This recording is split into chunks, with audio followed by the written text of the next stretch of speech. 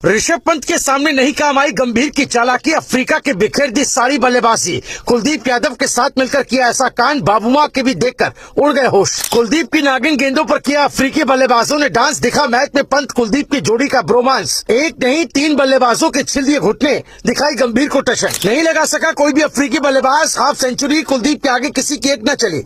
जडेजा सिराज का भी आया तूफान। अफ्रीका का गेम कर दिया पंत की प्लानिंग ने खराब। जी हां, गंभीर के सामने पंत ने ऐसा जलवा दिखाया जिसने अफ्रीकी टीम की हालत पस्त कर दी। जो गंभीर गिल को लेकर बार बार मैच में अपनी मनमानी करते थे, उनको न सिर्फ पंत ने धोखा दिया बल्कि दिखा दिया कि उनमें कितना दम है। गंभीर सामने से देखते रहे, लेकिन पंत ने धोनी वाली रणनीति अपनाते हुए न सिर्फ अफ्रीकी बल्लेबाजों के मंसूबों पर पानी फेरा, बल्कि बाबूमा की सारी उम्मीदों को ही तोड़ कर रख दिया। कोलकाता हार के बाद बदले की आग में धधक रहे पंत ने ऐसी खास रणनीति अपनाई जिसने क्रिकेट एक्सपर्ट्स को भी हैरानी में डाल दिया है। आपको बता दें, जैसे ही दोपहर का सेशन खत्म हुआ, टीम इंडिया का पूरा मोमेंटम बदल चुका था। कुलदीप यादव ने अपनी नागिन जैसी टर्न लेने वाली गेंदों से ऐसा जादू बिखेरा कि अफ्रीकी बल्लेबाज पिच पर टॉर्च लेकर भी गेंद नहीं ढूंढ पाए।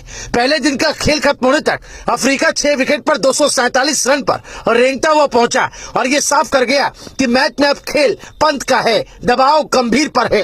दरअसल अफ्रीका की शुरुआत अच्छी थी। मार्करम और रिकेल्टन ने अर्धशतकीय पार्टनरशिप की और दोनों ने सोचा कि आज तो पर्थ वाली कहानी दोहराई जाएगी, लेकिन पंत ने बुमराह को लंबा स्पेल देकर अफ्रीका की नींव हिलाने में योजना बनाई और बिल्कुल सही समय पर बुमराह ने मार्करम को बोल्ड कर दिया।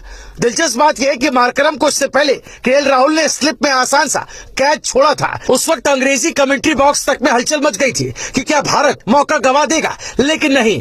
पंत बुमराह की जोड़ी ने अफ्रीका को ज्यादा देर आजादी नहीं दी। मार्करम 38 पर गिरा और यहीं से अफ्रीका की असल परीक्षा शुरू हुई। टी ब्रेक के बाद जैसे ही खेल शुरू हुआ, पंत ने अपनी असली चाल चल दी। कुलदीप यादव को गेंद थमा दी और बस वहां से खेल खत्म। अफ्रीका की कहानी शुरू हो गई। कुलदीप की पहले ही सेट गेंद ने रिकेल्टन का ऑफ स्टंप उड़ा दिया।